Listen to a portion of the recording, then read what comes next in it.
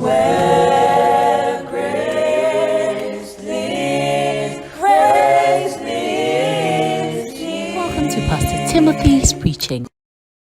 Immorality is on the rise. There's moral apostasy. I'm dealing with a young lady who is telling me that she wants to commit suicide because she's a virgin and all her friends are forcing her to break her virginity. Because it's not first time. How can you be 24 and be a virgin? Somebody say madness. Madness.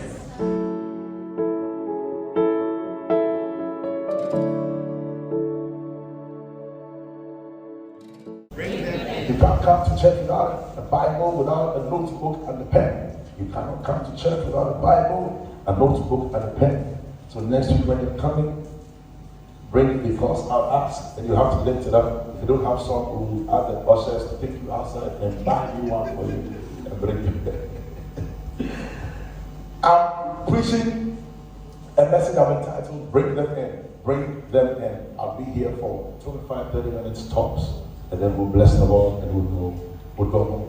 Now the church has suffered three major apostasies. The church has suffered three major apostasies. Apostasy means abandonment, or I don't like my sound at all. Apostasy means abandonment or renunciation. The first apostasy is the theological apostasy. The theological apostasy is where as we speak now, only 20% of Christians read their Bibles every day. Theological apostasy is where people have run away from the Bible.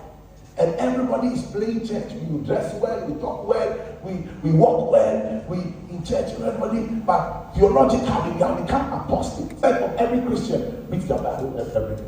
The next apostasy is the moral apostasy, where immorality now is fashionable. It's fashionable to be immoral. It's fashionable to show your body. So we have the moral apostasy. Recently, I lost a very good friend of mine. Very, very good friend of mine. Because she went, a lady who has 4 children.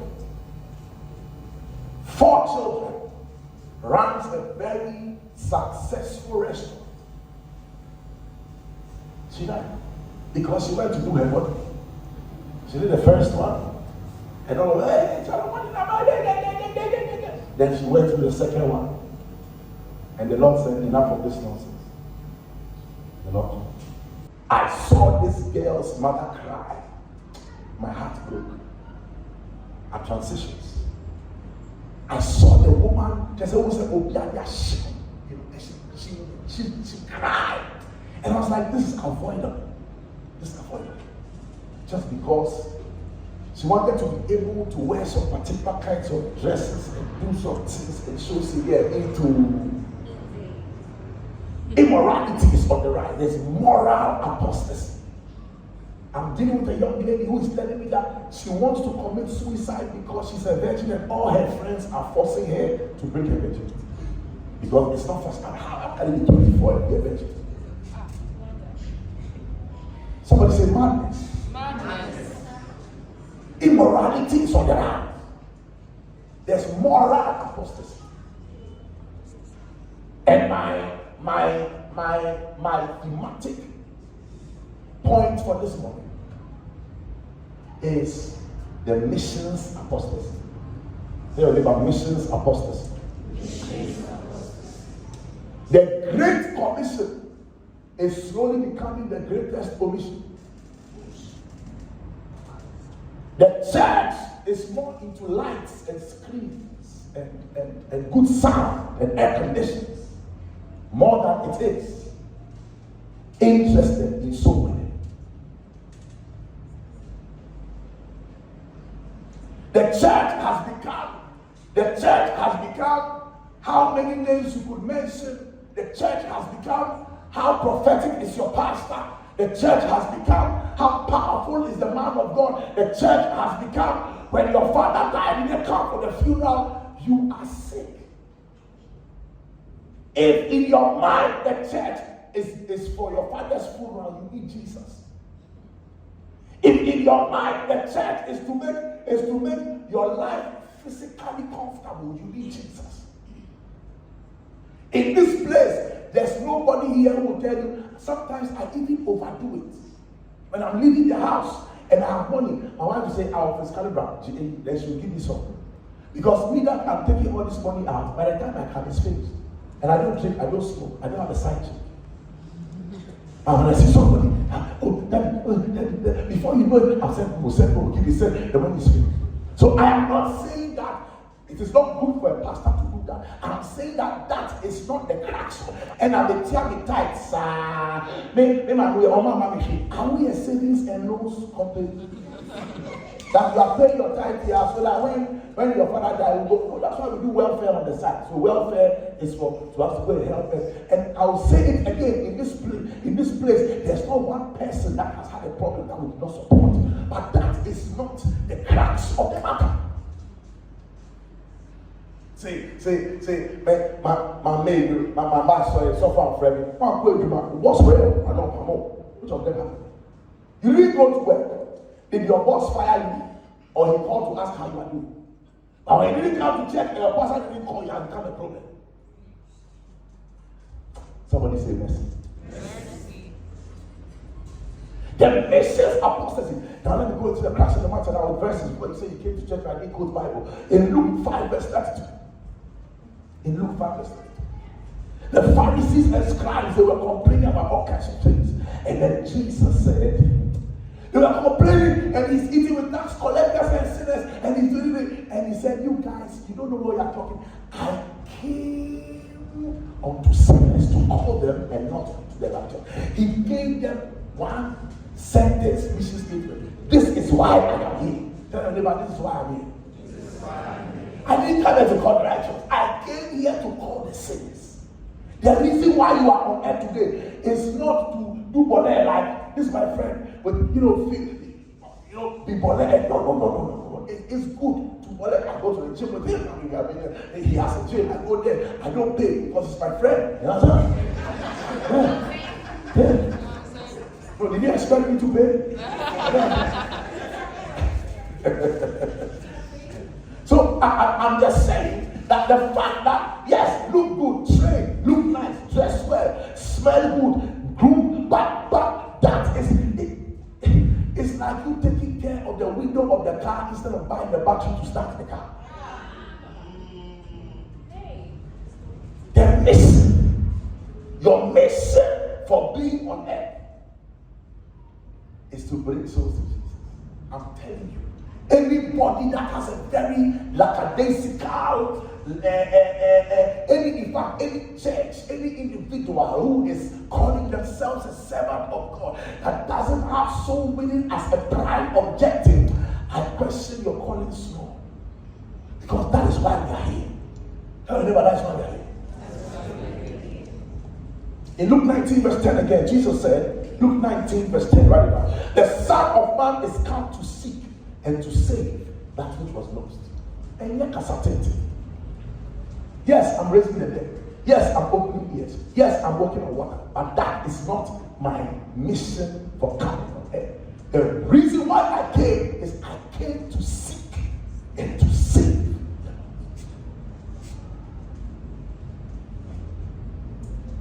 The reason why Jesus came, the reason why the Bible was written, the reason why churches are organized, the reason why preachers are called to preach is for souls to be saved. So when you wake up Sunday morning, in fact, from Monday, when you have to call somebody, Charlie, Sunday we'll go to Charlie, Tuesday we'll go, Charlie, Wednesday you call, Thursday you call up, Saturday evening you remind me, I own your things. What they don't have, go and give it to them. You got a workers training yesterday. If you invite the person, say, we need shoe, they give you your shoe. You say, I don't wear the same size, don't worry, let's go to market. There's 100, you know, they are sharing. Thank you. You know what we are doing? And you are bringing somebody into the fold.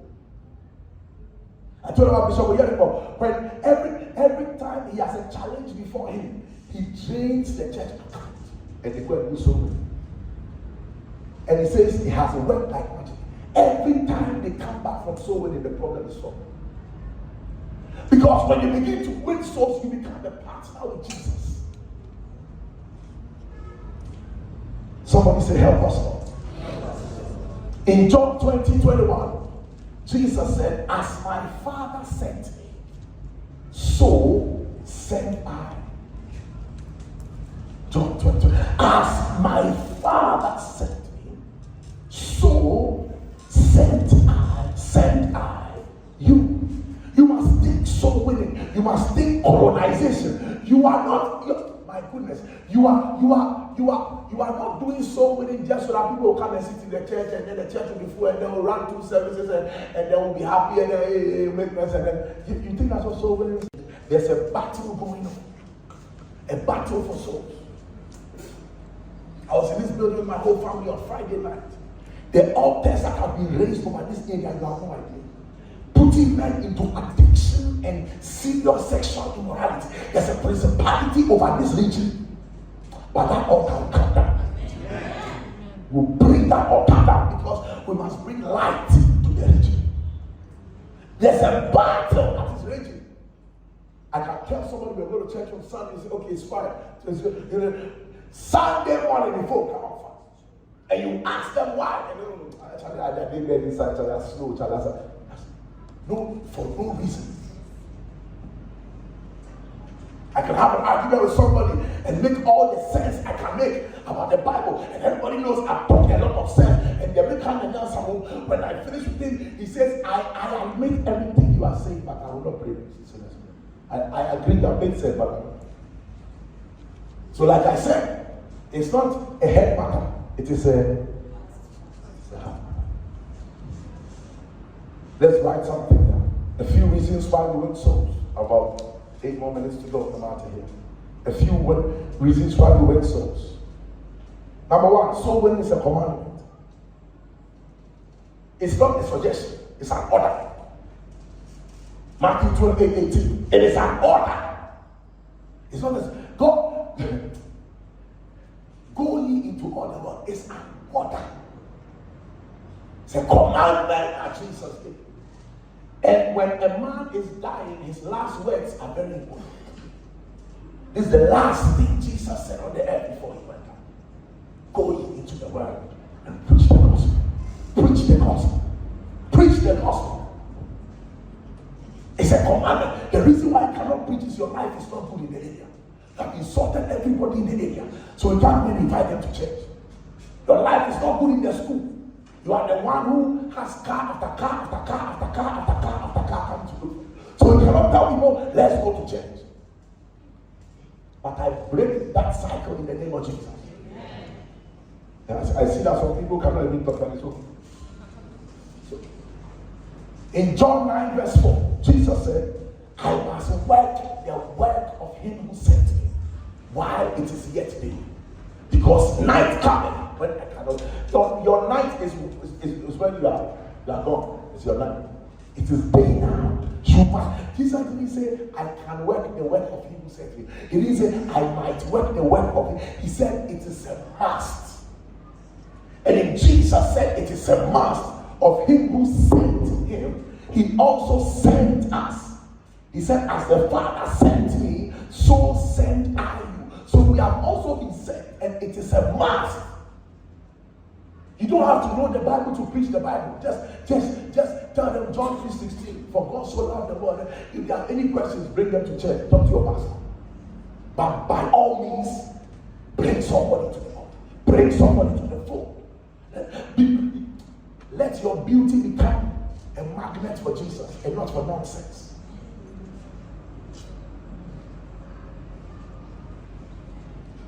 This guy, all the girls are following him. This guy.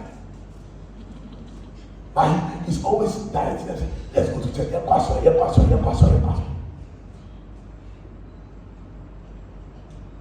Today he has backed himself. He crashed. He's not with driving. He's not even smiling. He's like joking. I'm not joking here. Small now. You know this stuff. Somebody celebrate Jesus.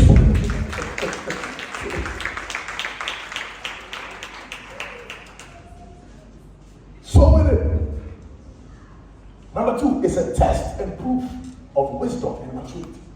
Listen, if you are wise, you win souls. Oh my goodness.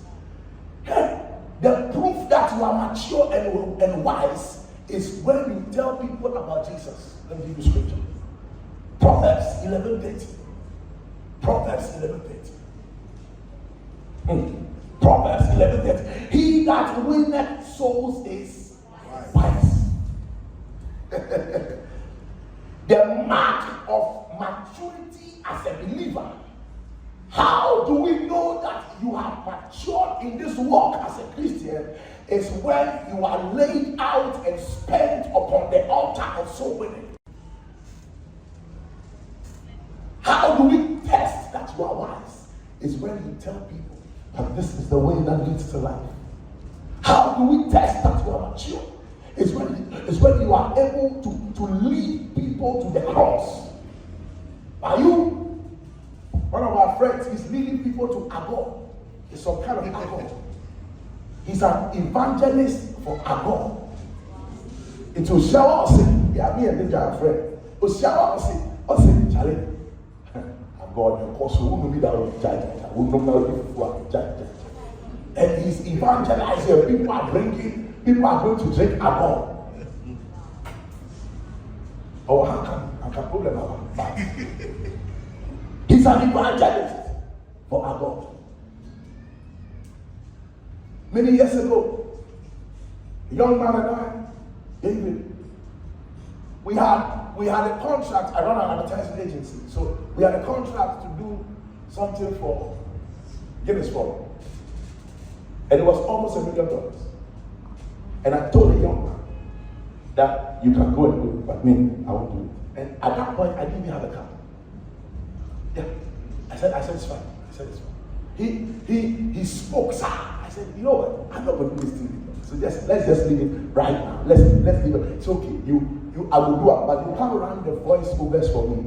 I said, if I can run the voice overs for you, I can as well do the thing for them. I will not touch it if it was whatever. And I won't touch it with a 20-foot pole if it was dipped in diamonds. Why? Because, you see, I am not an employee, I'm an ambassador. I am not a citizen, I'm a messenger. So I walk around and I represent the kingdom. And I cannot lower my standards because of filthy lack of money. No. I cannot lower my standards because of bullying. No. I cannot lower my standards because of nice breasts. No. Tell your neighbor, no, baby. No, baby. Okay. Am I saying something? A mature Christian, you pray for souls to be won. You pray. Luke 10:2. The harvest is plenteous. The workers are few. He didn't say go, he said pray. The harvest is plenty. The workers are few. Before you go, pray. And the Lord of the harvest will send you back. The first word after establishing a harvest that needed workers was do what? Pray. Colossians 4 verse 12. He said, Epaphras, my bond servant, has never ceased to pray for you. Not for money, that you will be holy and fully grown and mature in the things of God. Colossians 4 verse 12. Epaphras, who is one of you, a servant of Christ, he salutes you, that's on the side, but he's always laboring fervently for you in prayer, that you will stand perfect and complete on the will of God. If you are mature Christian, you pray for souls. If you are mature. Paul, in Galatians 4:19, said, my little children, of whom I travail in birth again till Christ be formed. You cannot be a Christian. You see, my problem is even praying for yourself is a problem before you go and pray for somebody. One person, I know. It's an old person who, daddy, my name is baby, daddy, my name, daddy, me too. And when you are afraid that you're like, my father can pray, and that's still a baby. That's still a baby. You must wake me up in the morning at 7 a.m. and say, Daddy, Tonight, some attack came. And I remembered what you said. And I stood and I dealt with it. Then I know that you have grown. Then now I can send people to you and say, you're a brother, talk to this one. Talk to this one. Right now there. Just think about just in the yard. Everybody drink milk. If my wife doesn't help me small, feed us small, Pastor Maxwell small. Just say, everybody is sleeping and eating. When you say let's fast, it's problem. Tell them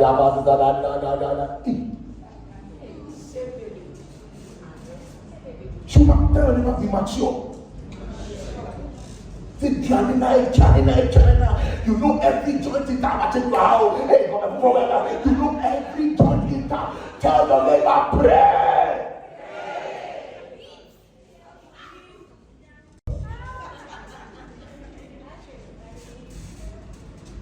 Mark 16 verse 20. They didn't only pray, they also went. After you pray, you do go so. Wherever you are, that is your mission field. Not every pastor will stand behind the pulpit. You're a pastor in the salon, you're a pastor in the church. Some of you, if I say get up and speak in the church, it's a death.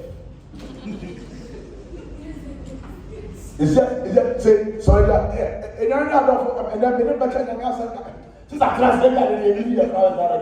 you don't want any problem. So in your spot, you won't even talk about this. These are the Brabanian come down.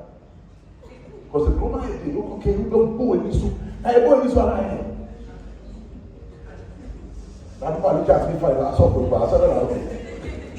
Yeah.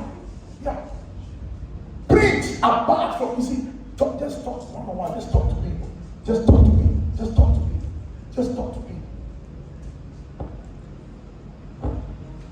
Go to the training, particular prayer session with the missions people. If in this church we don't have a missions team, everybody is an evangelist. Paul told Timothy, he said, yes, you are a pastor, but do the work of an evangelist. Everybody is an evangelist. Next week when I come to church, I'll stand at the door. Me, myself, I'm looking who you are bringing. Don't bring anybody, go back home. I'm only joking, you know you are frowning. Now, joke. But tell somebody about Jesus.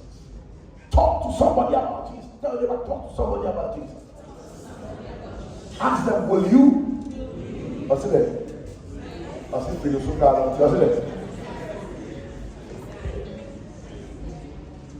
In Luke chapter 8 verse 3, there were two women, Joanna and Susanna.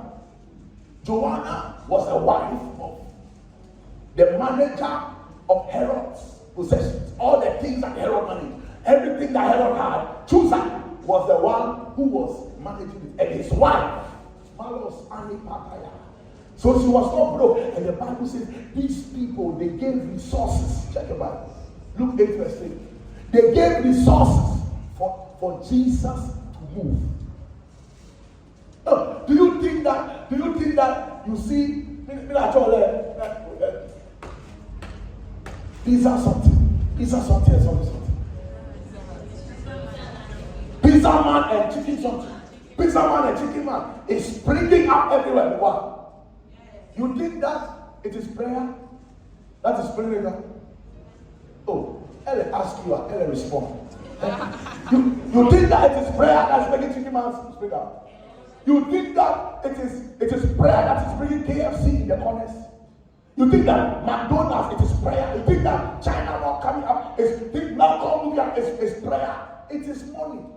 Billions of dollars are pushed into KFC and McDonald's to make sure that it goes far. What makes you think that the gospel is right?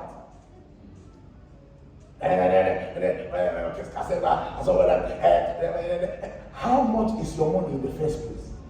They are taking my money. Something that has been there before your great grandfather was born, and nobody could stop it. Why do you think that if you withhold your money, it will be stopped? When you put your money into it, it helps you. It doesn't help the gospel. In your mind, you are helping the gospel with your money, but the truth of the matter is you are helping yourself with your money. When you find a ministry that is intentional about soul winning, I'm not even saying here, I'm saying that I'm giving you a template for life. When you find a ministry that is a soul winning ministry. Put your money inside. We are ministry here, but I take money from here and I give to other soul winning ministry. I'm not doing that. You can ask me. We take money and we go and give it to them, not because we are stopping. We are saying that, sir, our money cannot take us. We are not reaching and get 20,000 people saved. But please, this is small 4,000. Please add it to your money and go and so that when the rewards are coming, I know that God is a rewarder. And if the rewards are coming, some will come to me. So right here, I'm preaching what I'm practicing. I'm going to tell you something I'm not doing. From next week, I'm going to put this thing there. I'll write on it evangelism. I'll put a bowl at the door. When you're coming, and this bowl is only for evangelism. Nothing else. Everything in that bowl will be used for evangelism. When I asked them to print these flyers, when they told me the price, I knew that Jesus is Lord. Ha! Child, you know this morning. The money where these boys, so when I see a man of God do a crusade, I did a crusade in Kaswa. Hey, at the time I was finished with the crusade, Kaswa for Christ, I will not be able to do something. The money they got at inside. You just do 3-day crusade and people will come and you will beg them to give their life to you. Hey, after all this money, all this beg, you don't listen yourself.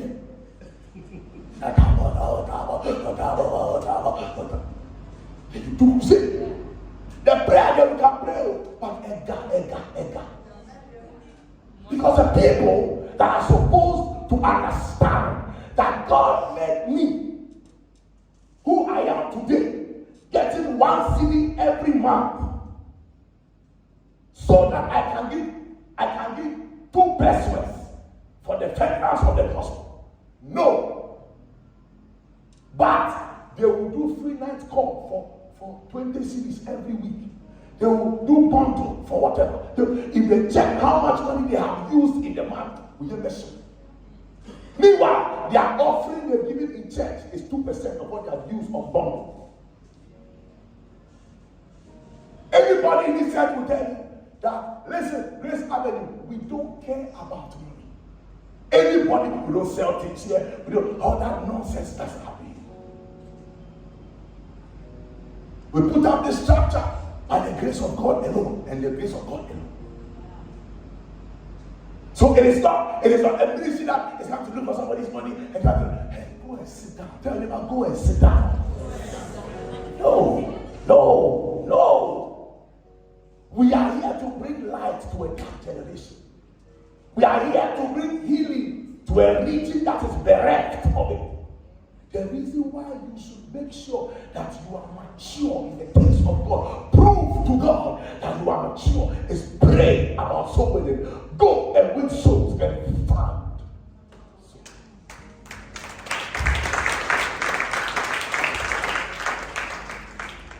Jesus said, my kingdom through prosperity shall surely be shared out.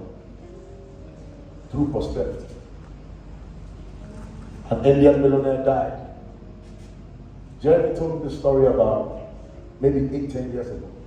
The Indian millionaire died. Millionaire. He died. And he was actually some sort of a deacon in his church. In an Assemblies of God church, just like this. In Young Cho's church. And he died. And he came back. So he died, he returned. So he had experience, out of body experience. When he came, he sold 70% of everything he had, and he used it to print tracts and sell it across. We're shipping something, just with the stock. Because when he went there, he noticed that everything he had was nonsense. That his building that he was going to live in there, the building was not roofed. Meanwhile, he was living in a sprawling estate on earth. When he died, and the angel told him, he said, whilst he was there, he heard somebody saying, materials coming. So he asked the angel, material? He said, somebody just won 3 souls, and his materials are being taken for his building. I'm not talking. Google it, Indian millionaire who found Jesus, or Indian millionaire with out of body experience. Yeah. He has tracts everywhere. So when he came back, he said, hey. Then today, he just 70% of everything he had. He sold it, and he himself, he wrote his story, and he printed loads of it, and he dispatched them. Dispatched. He didn't finish it out because I'm making them. And put his back into the world.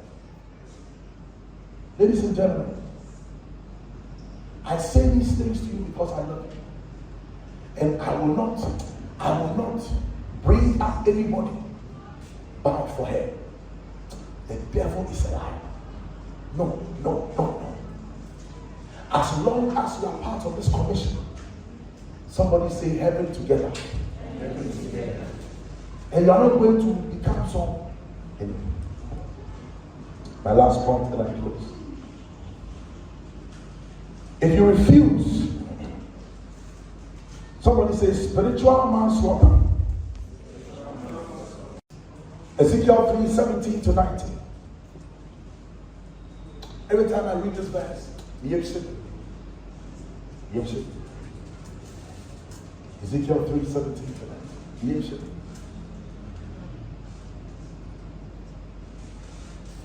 When I say unto the wicked, this is God talking, you shall surely die, and you don't give him warning, and you don't speak to warn the wicked from his wicked way to save his life, the wicked man will die in his iniquity, but his blood will be required for him. Seven catch will be said, the body may punu na one can't share. Nipani di obewu, but the moja are required for him. You say, oh, Timothy, the Old Testament, now Jesus has come, there's grace. New Testament. Acts 20. Acts 20. 26 and 27. Paul speaking, he said this. Wherefore, I take you to record this day. Somebody said this day. That I am pure from the blood of all men. For I have not shunned to declare unto you all the counsel of God. Then in verse 31, he says this. Therefore, watch and remember that by the space of 3 years, I cease not to warn you every night and day with tears. He says, I am pure from the blood of all men. Nobody's blood will be required from me. No, go back to 26. He says, I am pure from the blood of all men. I am pure from the blood of all men. What does it mean? It means that if God puts you in a company and there are unbelievers there and any of them dies without knowing Jesus, their blood will be required for your hand. Everybody around me knows that I'm doing Jesus. I have some friends around me and I'm doing all kinds of things. I'm drinking, fornicating. You know, I don't, hey, who is that? I don't know, yeah. No, that's also stupidity. My friends, we talk, we chase, but every now and then I sow a seed, right? Every now and then I drop a seed. Charlie, if I come each day, you listen, I will continue. In fact, I don't even have friends. I'm just saying, those boys around me every now and then. Yeah. And every one of them will tell you, Charlie, I met a young man, I don't know if he's here today. I met a man from the gym. One of the mornings I was with Elijah, my friend, Bennett. And we were going to see his kid in the hospital to pray. And the young man came and said, oh, where your wife does her hair, she's my wife. I said, wow. Is she here at all? He's not here. He's not here. Apart. The guy's friend. He said, yeah. So, I like you, sir. I said, if you like me, sir, come to church. there's no, you cannot like me and not come to church. If you like me, do what? No, I don't like pastors. Pastor, I've done this. Pastor, I've done this. Oh, my God. If pastor, I've done this. If there's the counterfeit, then there's an original. The availability is not the word. That's like a sin, but the availability of the counterfeit points to the availability of the original. If you see a $100 counterfeit, it means there's a $100 original. You will never find a $200 counterfeit, but there's no $200 original. So if you are seeing a bad pastor, I mean there's a good pastor. If the pastor in your church has slept with all the women, tell them I'm not in this place. Because if the head of the choir starts to sleep with the choir members, I will kill him first. I will kill the head of the choir before God comes and judges. You know what I'm saying? So it is prayer, it is purity, and it is testimony. I'm just telling you, and if you are a son of God, if you're a daughter of Zion, begin to tell somebody about Jesus. Let your life tell people about Jesus. Let the things you do tell people about Jesus. The lady took somebody to church because the person said, because I don't turn up, because I don't corner swing. Or first I'm a girl here in your mother, I saw corner swing. Would you just now your mother? You have a step, the side of your class account. No. Rise to your feet. Remind me about the evangelism offering board at the door. That one is free will. If you are coming, if you are going out, you think that, oh, I want to do something to evangelism. You drop it there in the long term. Lift up your right hand and begin to talk to God. Say, Lord, help me. Say, Lord, help me. Say, Lord, help me. Say, Lord, help me. Begin to pray. Open your mouth. Say, Lord, help me. Father, I need your help. Father, I need your help. Father, I need your help. Father, I need your help.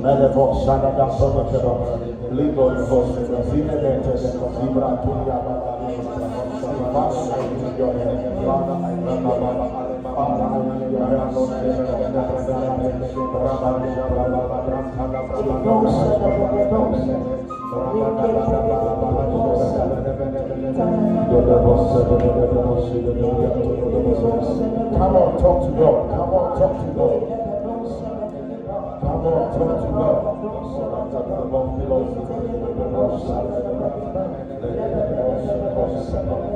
In the name of Jesus. Your last prayer, you are saying, Lord, give me boldness. Sometimes you see people's faces and you cannot even tell them about Jesus. Say, Lord, make me bold. Say, Lord, give me boldness. Even as I go out to preach the gospel, open your mouth and pray. In Jesus. I can hear you. Open your mouth. Come on, church. Open your mouth. We are not king preachers. We are asking for boldness and the grace of God.